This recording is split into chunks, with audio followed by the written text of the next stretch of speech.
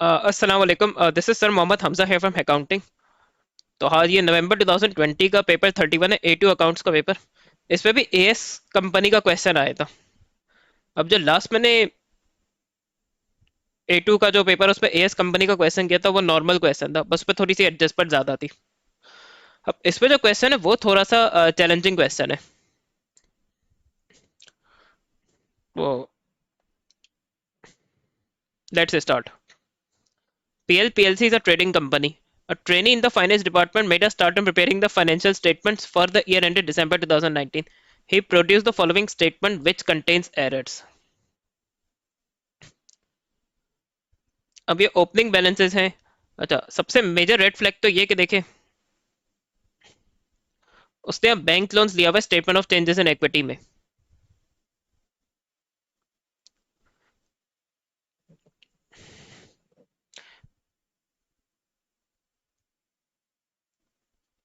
अच्छा, और issue of ordinary shares है 2.5 ईच।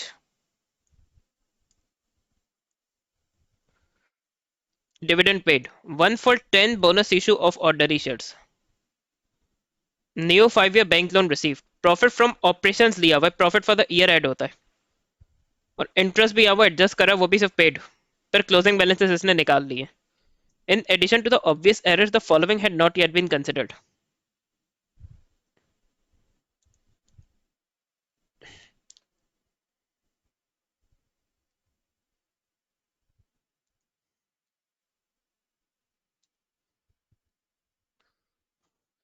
तो ये जो मैंने रेड से मार्क किया, ये वैल्यूज तो उसे बिल्कुल भी statement of changes in equity में लेनी नहीं चाहिए थी, लेकिन है उसने दे दी। अब हमें करेक्शन करनी होगी। At the end of the year, the premises had been revalued from 100 to 195. A general reserve had been created. Accrued interest has amounted to 3001 January and 5000 opening और क्लोजिंग एक्रूअल दिए हुए और यहाँ इंटरेस्ट पेड दिया हुआ है। Trade papers at the year end where it is the policy of the company to keep the reserves in the most flexible form. ये लिखा हो या ना लिखा हो, पहले शेयर प्रीमियम यूज होगा बोनस इशू के लिए। If that is not sufficient we are going to use retained earnings for the bonus issue of shares.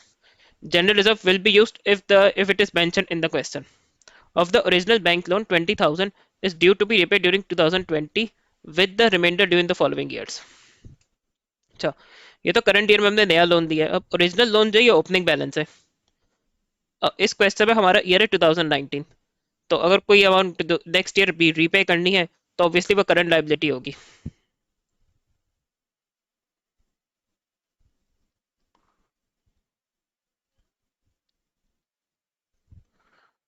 अब इसमें पहली रिक्वायरमेंट है calculate the profit for the year, 3 marks का। और ये देखे, अगर भाई नहीं भी बोलता तो हमें प्रॉफिट फॉर द ईयर निकालना पड़ता, क्योंकि रिटेन अर्निंग्स में profit for the year add होना चाहिए। तो पहले जो रिक्वायरमेंट है पहले हम उसी को डील करते हैं।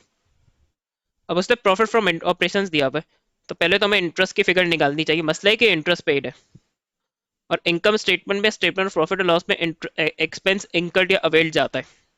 तो हम आराम से निकाल सकते हैं। इसको मैं यहाँ सॉल्व करूंगा।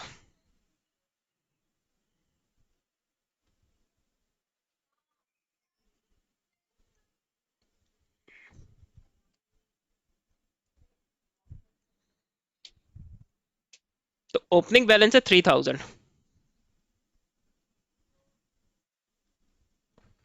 और इसका क्लोजिंग है 5000। अच्छा, इंटरेस्ट पेड जो 12,000 का है तो यहाँ डेबिट हो जाएगा।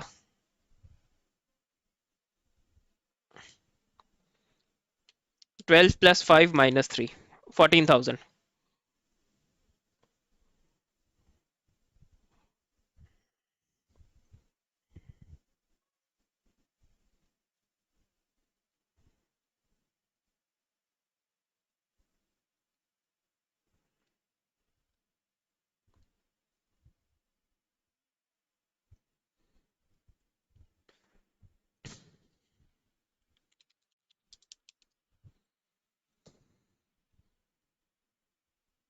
तो हम इस पे सिंपली क्या करेंगे,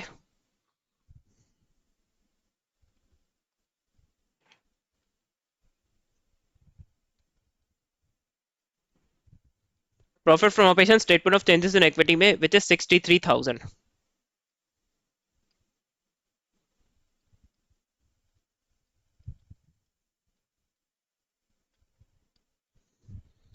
फाइनेंस कॉस्ट हमने यहाँ निकाल ली, 14,000 की आएगी। टैक्स का देख ले तो उसने कुछ दिया है या नहीं। सो फार तो इस क्वेश्चन में टैक्स के बारे में कोई इन्फॉर्मेशन नहीं है, स्कॉलर टैक्स नहीं है, और नेक्स्ट पेज पे कोई भी इन्फॉर्मेशन नहीं है फर्दर।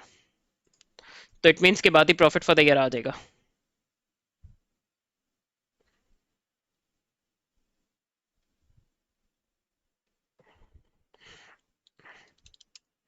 तो 49,000 प्रॉफिट फॉर द ईयर है।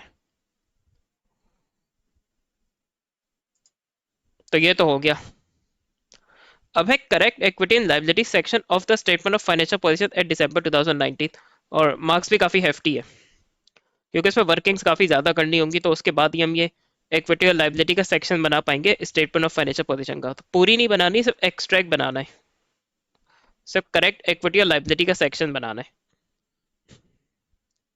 तो उसने statement of changes in equity नहीं मांगी, एसओएफपी का एक्सट्रैक्ट मांगा है। लेकिन जो working statement of changes in equity के लिए करनी होती है, वही यहाँ इसके लिए भी होंगी।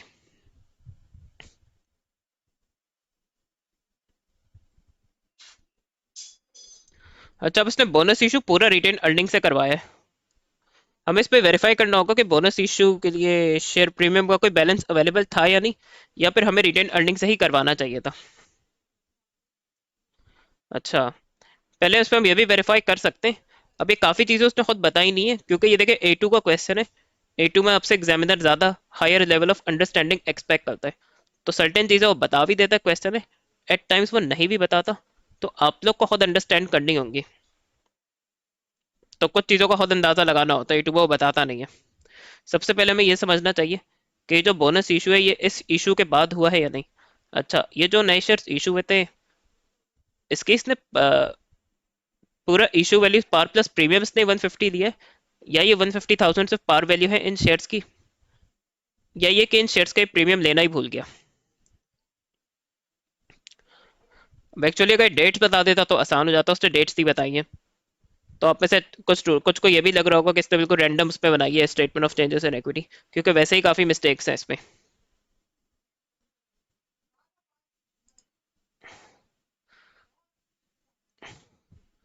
तो इसमें देखिए, सपोज करते पहले ये एज्यूम करते हैं कि ये जो इशू ऑफ शेयर्स है, ये 150,000 पार वैल्यू है, और वही इसने ऑर्डनरी शेयर्स कैपिटल में ऐड करवाई है।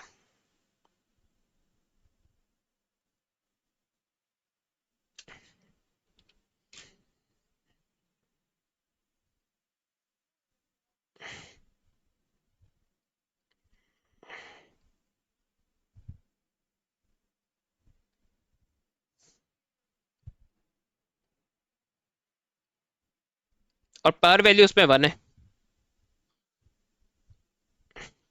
तो अगर मैं 250 प्लस 150 करता हूँ, तो ये 400,000 हो जाएगा क्वांटिटी में भी, क्योंकि पार वैल्यू 1 है तो क्वांटिटी भी 150 होगी। तो अब 400,000 पे अगर मैं 1/10 लगाता हूँ,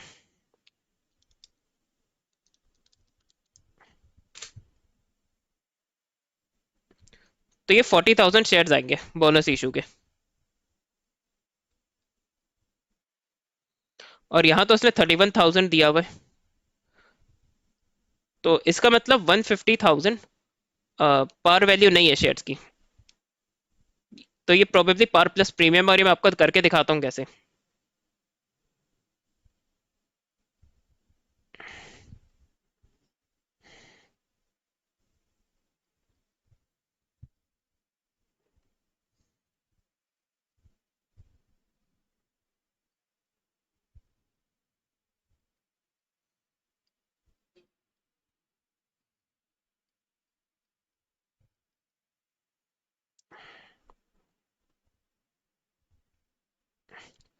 तो अब पहले जो भी नंबर, तो 150,000 को अगर मैं 250 से डिवाइड करूँ, तो इस न्यू इशू के नंबर ऑफ शेयर्स आ जाएंगे।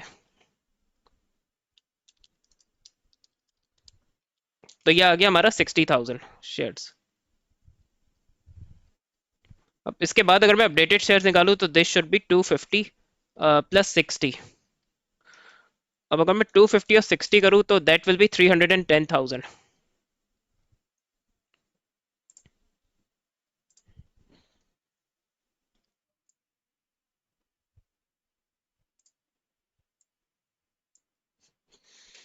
तो अब देखिए 300,000 शेयर्स पे अगर मैं 1/10 लगाता हूँ, जो को कह रहा है कि 1/10 बोनस इशू किया था उसने, तो अब देखिएगा 31,000 आ गया। तो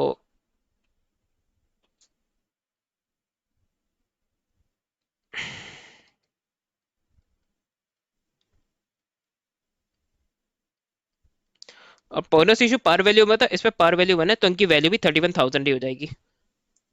इसका मतलब कि जो इशू ऑफ शेयर है ये इसने पार प्लस प्रीमियम और डरी शेयर कैपिटल में इंक्लूड कर दिया, जबकि जो शेयर्स इशू हुए थे इनका प्रीमियम शेयर प्रीमियम में इंक्लूड होना चाहिए था। और इससे ये भी बात कंफर्म होती है,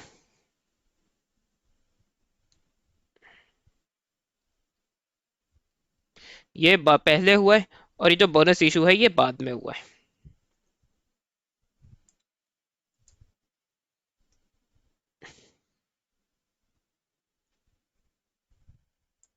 तो आई होप सो आप लोग को ये सब क्लियर हो गया होगा।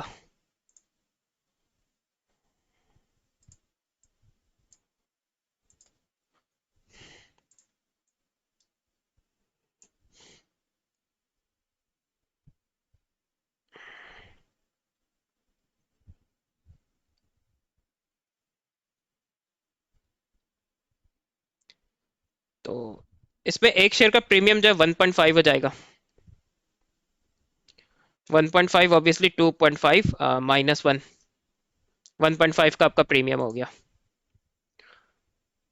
तो 1.5 का मैं 60,000 शेयर से करवा दूंगा, तो मुझे इन शेयर्स का प्रीमियम पता चल जाएगा कितना है। तो 90,000 शेयर प्रीमियम में आया था। और बोनस इशू बाद में हुआ ये भी कंफर्म हो गया। इसका ना न्यू इशू ऑफ शेयर से 90,000 हमने शेयर प्रीमियम में रिसीव किए थे। तो इसका मतलब share premium is more than enough to undertake the issue of bonus shares, लेकिन उस इडियट ने रिटेन अर्निंग से करवा दिया। और उस पर भी माशाल्लाह माइनस करने के बजाय ऐड किया उसने।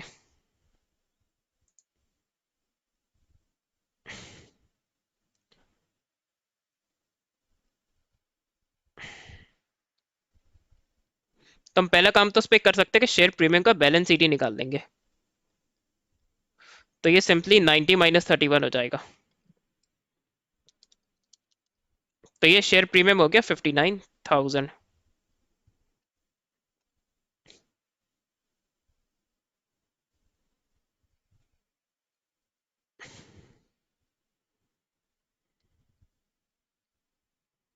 इसी तरह ऑर्डिनरी शेयर्स का भी मैं सीडी निकाल लूंगा। ईयर बिगिनिंग में आपके 250 है, जो इश्यू ऑफ शेयर्स था वो 60,000 का था। तो 60,000 मल्टीप्लाई बाय 1, 60,000 मल्टीप्लाई बाय 1, तो 60,000 ही होगा। और बोनस इशू की वैल्यू 31,000 ही है। तो 250 प्लस 60 प्लस 31, तो 341,000 इसका क्लोजिंग बैलेंस होगा।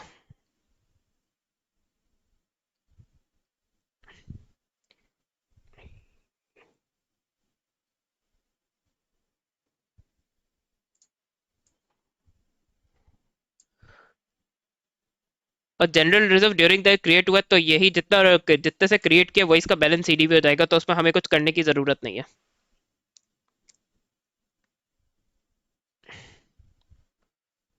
अब रिटेन अर्निंग्स में भी इसने मिस्टेक्स की, तो बोनस इशू माइनस करने के बजाय ऐड करवाया है। और रिटेन अर्निंग से बोनस इशू करवाना भी नहीं चाहिए था। Profit from for the year के जो प्रॉफिट ऑपरेशन लिया है, और डिविडेंड रिटेन अर्निंग में से माइनस करने के वजह से ऑर्डनरी शेयर्स में से माइनस किए।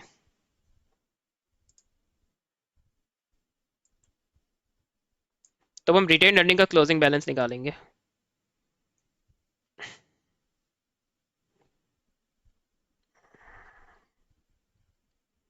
तो उसके लिए हम एक वर्किंग करेंगे।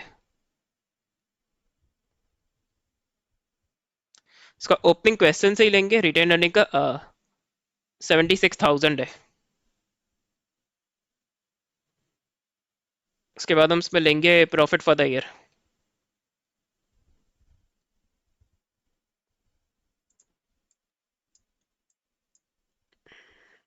तो वो है 49,000।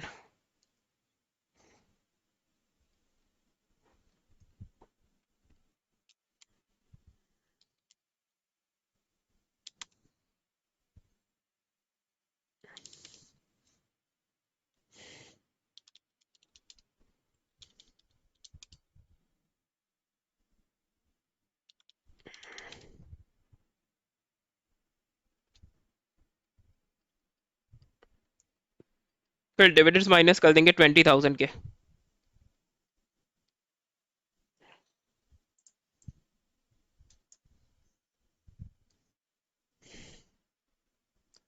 फिर जनरल रिजर्व क्रिएट किया 30,000, वो माइनस हो जाएगा।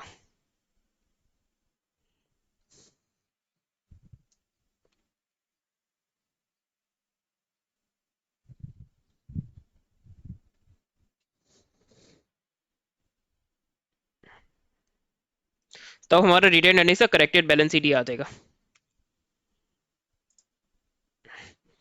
76 प्लस 49 -20 -30, तो ये है 75,000।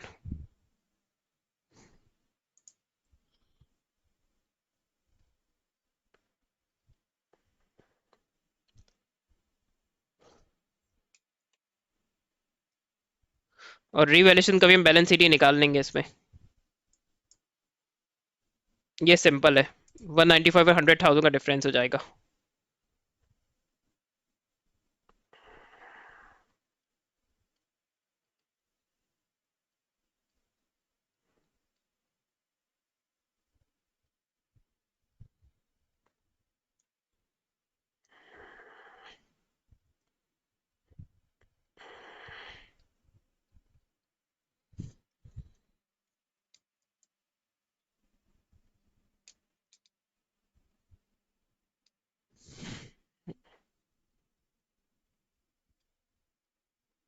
रिवैल्यूएशन रिजर्व का भी बैलेंस निकाल लिया।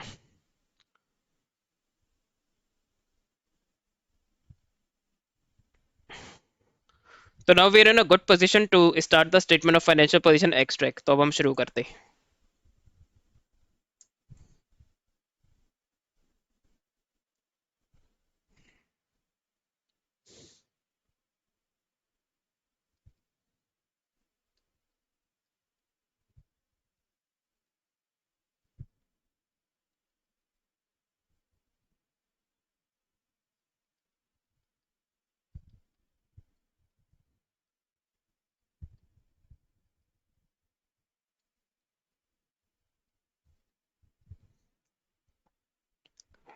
तो firstly we will start with current liabilities. Two column will serve will be more than enough.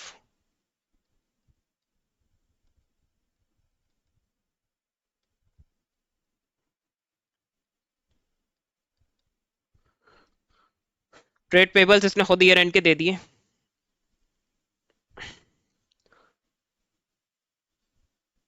और ये जो कह रहे हैं कि 20,000, तो 20,000 हम इस पे करंट लाइबिलिटी में लेंगे।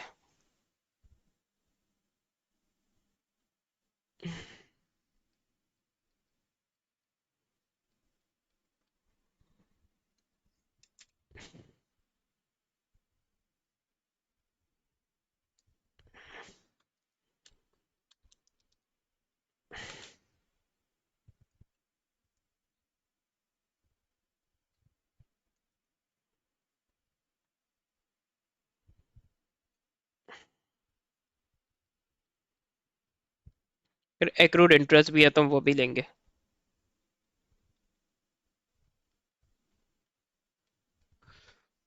ईयर एंड में एक्रूड इंटरेस्ट है 5,000।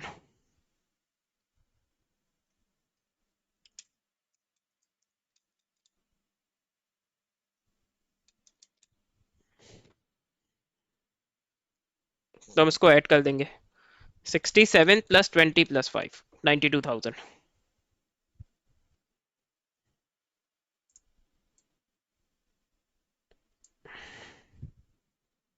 इसके बाद है नॉन करंट लाइबिलिटीज।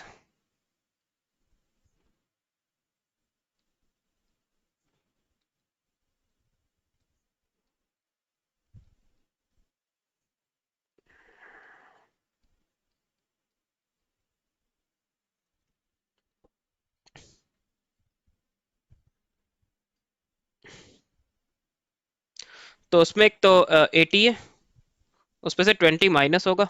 और न्यू लोन जो हमने ड्यूरिंग द रिसीव किया 25,000 का, वो ले लेंगे। ये जो यहाँ दिया हुआ है इसने, ये ऐड हो जाएगा, ये माइनस हो जाएगा, क्योंकि 20,000 ओपनिंग बैलेंस पे से हमने करंट लाइबिलिटी में ले दिया। So this will be 85,000.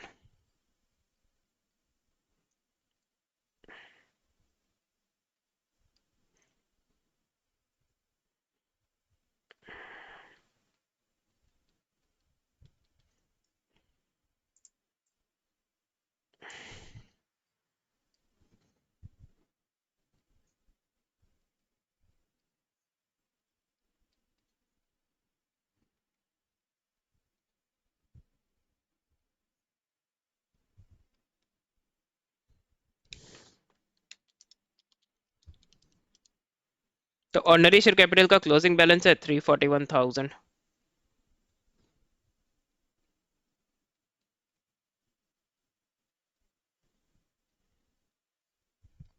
Revaluation reserve का 95,000 है।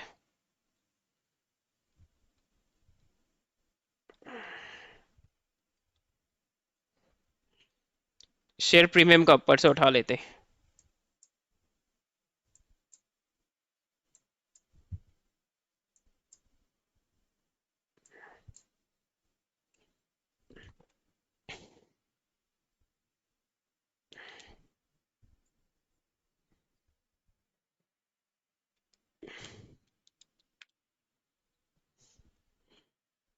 रीवैल्यूएशन का रिटेन अर्निंग का 75 लेंगे, 75,000 लेंगे, बस सही है।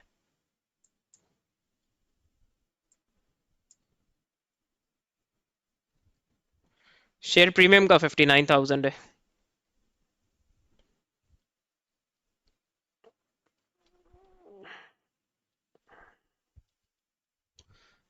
जनरल रिजर्व का 30,000 लेंगे।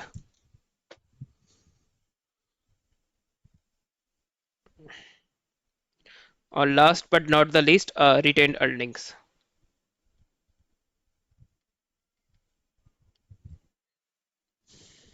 75,000।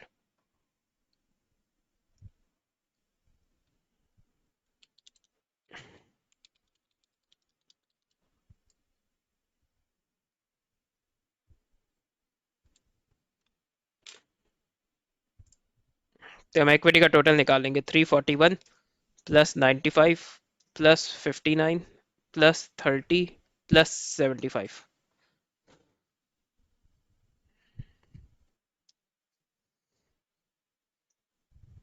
So this will be 600,000। अब हम इक्विटी और लाइबिलिटीज को ऐड कर लेंगे तो टोटल इक्विटी एंड लाइबिलिटीज आ जाएगा।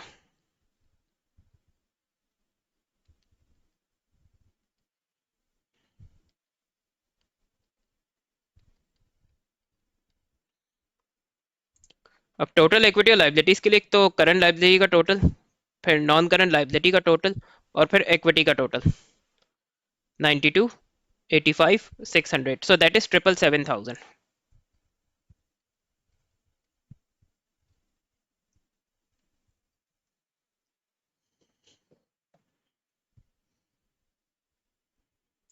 तो हमारा ये क्वेश्चन हो गया। और उसमें हम ये सी डी और ई इसलिए नहीं करेंगे क्योंकि they are related to I S and audit, तो वह भी हमारे पर ऑब्जेक्टिव नहीं है, इसलिए ये बात हम आई एस के क्वेश्चन ये वीडियो में कर सकते हैं।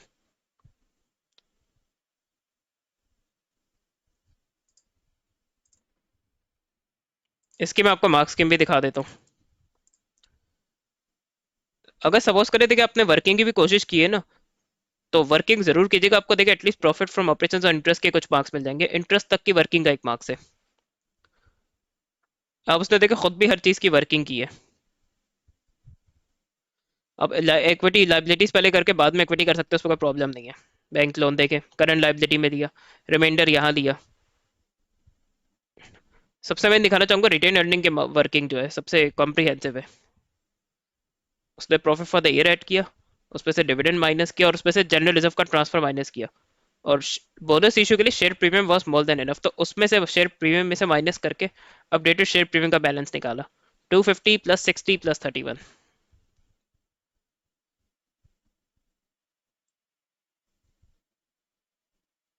रिवैल्यूएशन रिजर्व का 95,000 हो जाएगा। ट्रेड अदर पेबल्स में से ट्रेड पेबल का और वो एक्रूड इंटरेस्ट लिया है।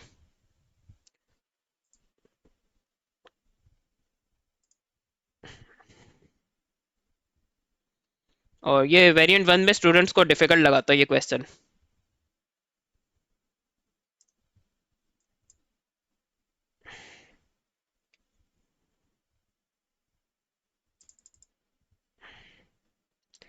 Question 5 was the best answer, with the question 4 being the least well. Acha, there were many correct profit calculations. However, some candidates did not adjust correctly the opening and closing accrued interest.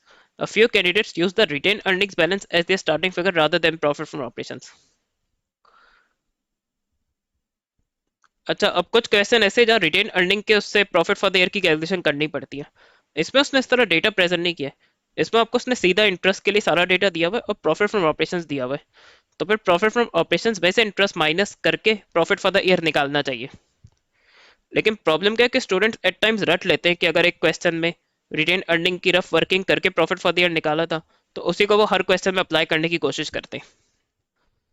तो as में भी understanding level अच्छा चाहिए, ए to में तो और अच्छा, ए to में तो आपका और कॉन्सेप्ट्स क्लियर होने चाहिए। तो हर बार जरूरी नहीं कि सेम मेथड वर्क करे। जैसा इंफॉर्मेशन दी हुई है क्वेश्चन में, जिस तरह डेटा प्रेजेंट किया गया, उसके अकॉर्डिंग पे कैलकुलेशन करने की कोशिश करनी है। प्रीवियसली आपने किसी स्पेसिफिक वे कैलकुलेशन की है, अगर वो वर्क करती है क्वेश्चन में तो that's quite good.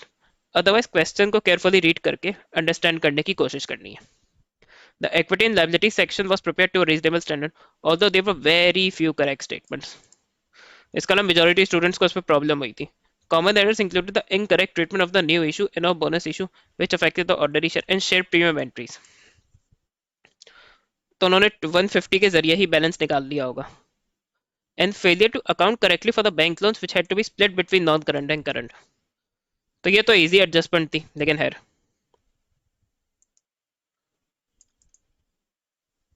Allah Hafiz.